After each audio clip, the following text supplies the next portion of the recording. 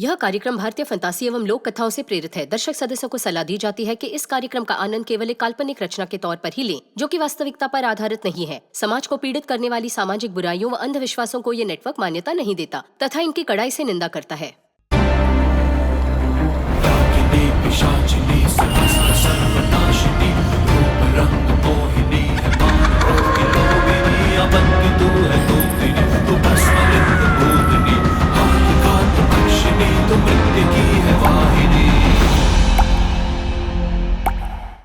वो मैं ही था भैया।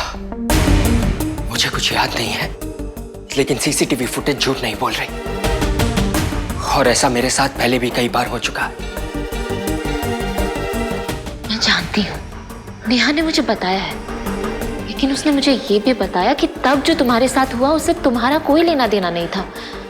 करने वाला हमेशा कोई और होता था। इसलिए मैं कह रही हूँ, जो दिख रहा है वो हमेशा सच नहीं होता। लेकिन ये बात तुम इतनी यकीन के साथ कैसे कह सकती हो? क्योंकि ये हादसा कल रात का है, और कल रात तुम मेरे साथ थे। जब मैं सोई तब भी और जब मैं उठी तब भी। लेकिन जब तुम सो रही थी तब तुम खुद नहीं जानती मैं तुम्हारे साथ था या नहीं। और वो सीसीटीवी फुटेज और उस आदमी का बयान जिसने मेरा स्केच बनवाया था, भैया सच यही है, जिस आदमी की वजह से एक्सीडेंट हुआ है वो मैं ही था।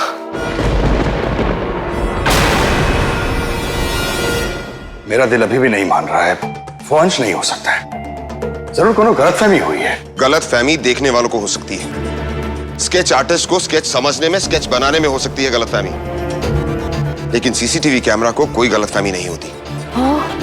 इसका मतलब अंश को भी नींद में चलने की बीमारी है? अगर ऐसा होता तो हमें पहले से पता होता।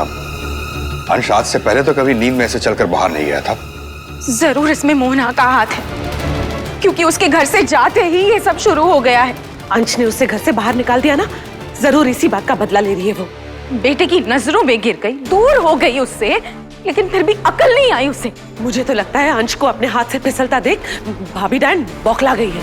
जब तक वो इस घर में थी तो अंश पर पूरी तरीके से नजर रख रही थी, लेकिन अब जब वो इस घर में आ नहीं सकती तो जाहिर सी बात है अंश को घर से बाहर बुलाएगी, और वो भी तब जब अंश का खुद पर बस ना हो।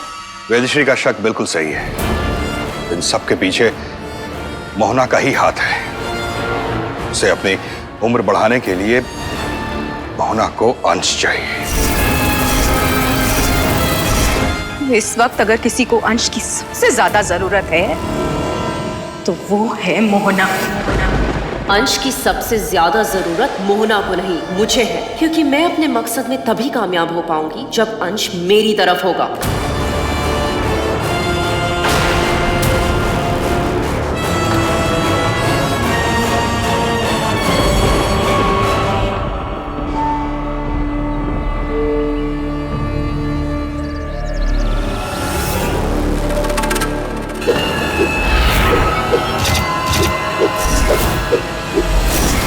पिछली बार तुम मेरे हो के भी मेरे हो नहीं पाए थे, लेकिन इस बार मैं ऐसा होने नहीं दूंगी। हर डायन वंशी उस डायन वृक्ष के साथ जुड़ा होता है जिसमें उसके पूर्वजों की आत्मा का वास होता है। तुम्हें ये डायन जाल उस डायन वृक्ष की जड़ों में बांधना होगा। इससे अंश हमारे वश में भी आ जाएगा और वही करेगा जो मैं चाहती हूँ। ये कोई डायन जाल नहीं है, ये वो बंधन है शुभलिप्स, जो हम दोनों को हमेशा के लिए एक दूसरे से बांध देगा।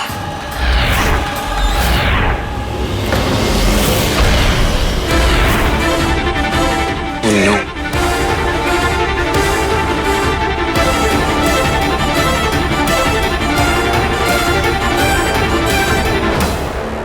नमन, तुम यहाँ क्या कर रहे हो? ओ ये हाँ, मैं नमन ही हूँ। ये तो मुझे भी पता है, लेकिन तुम यहाँ क्या कर रहे हो?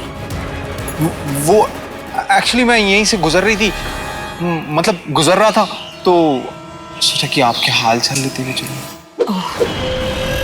इसका मतलब तुम्हें भी पता चल गया है कि उन लोगों ने मुझे घर से बाहर निकाल दिया। घर से निकाल दिया? बहुत बुरा लग रहा है मुझे। मुझे तुम्हारी हमदर्दी की कोई जरूरत नहीं है। इससे पहले मुझे तुम्हारी शक्ल देख के गुस्सा आए। दफा हो जाओ यहाँ से, दफा हो जाओ।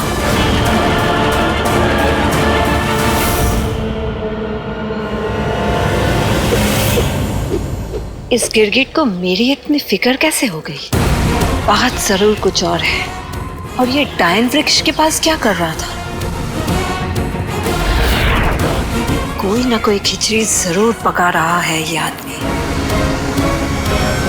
लेकिन क्या?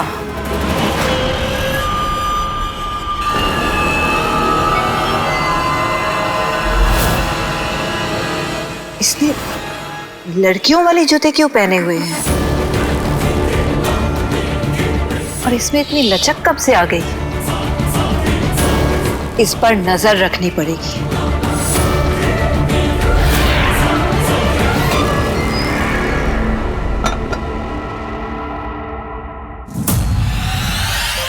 और कितनी कॉफी पियोगे अंश? पिछले 3 घंटों में ये तुम्हारी 5वीं कॉफी है। क्योंकि कॉफी पीने से नींद नहीं आती। तो क्या तुम सोने से डर रहे हो? हाँ, क्योंकि मैं जानता हूँ नींद में मैं लोगों के लिए खतरा बन सकता हूँ। और ऐसे कब तक जागते रहोगे? अंश देखो, कल रात को जो भी हुआ वो सिर्फ एक एक्सीडेंट था। वो एक्सीडेंट मेरी वजह से हुआ क्योंकि उन लोगों ने मुझे बचाने की कोशिश की, लेकिन सजा उनको मिली।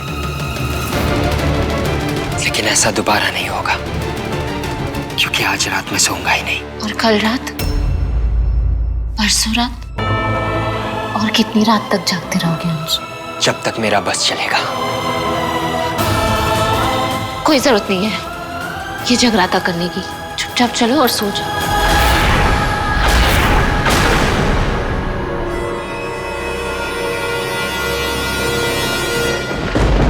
अंश,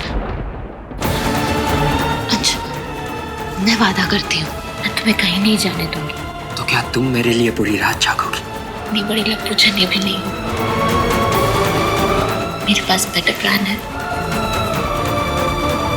रूबी कोई बहुत बड़ी चाल चलने वाली है, क्योंकि स्वप्न लोक में सिर्फ काली और बुरी शक्तियों का निवास होता है। स्वप्न लोक?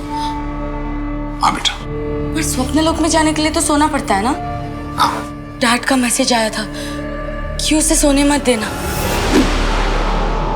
रूबी किसी से तो स्वप्न लोक में जाके मिली है, और वो जिससे भी मिली वो शक्ति स्वप्न लोक में किसी को बुलाना चाहती है। और डैड जानते हैं कि स्वप्न लोक में खतरा है, इसीलिए उन्होंने वो मैसेज भेजा। लेकिन वो है कौन? किसका सोना उसके लिए खतरा है?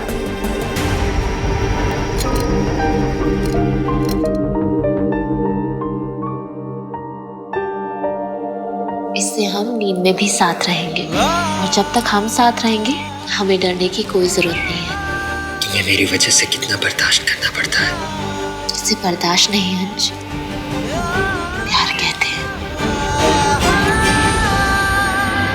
मैं तुम्हारी पत्नी हूँ अंश।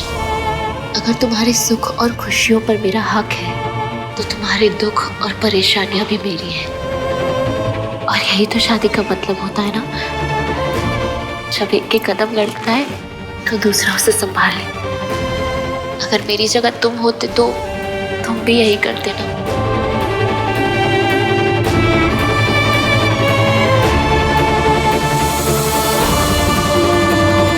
चलो अब बहुत बातें हो गई, अब सो जाते हैं।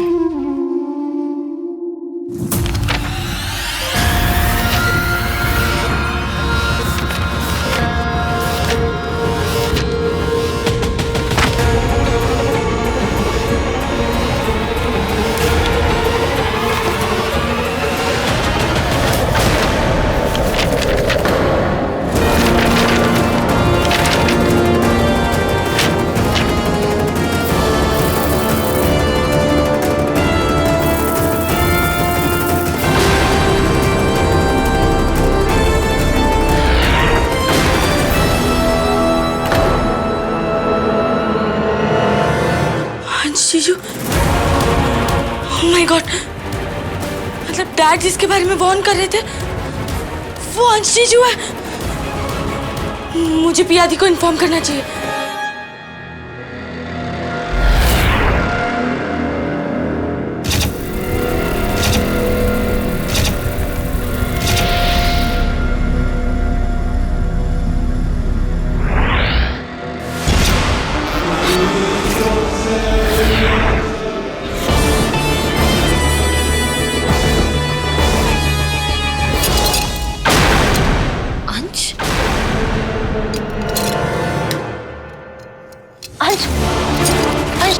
सो जाओ। अंश, अंश सुनो, अंश, अंश रुक जाओ, अंश प्लीज, अंश मेरी बात सुनो, अंश। सावी का फोन है इस वक्त। अंश, हेलो सावी, क्या हुआ? सब ठीक तो है? नहीं, कुछ ठीक नहीं है दी, कुछ भी हो जाए अंश जीजू को सोने मत देना। सोने मत देना मतलब क्या? सावी क्या बोल रही हो? मुझे कुछ समझ में नहीं आ रहा।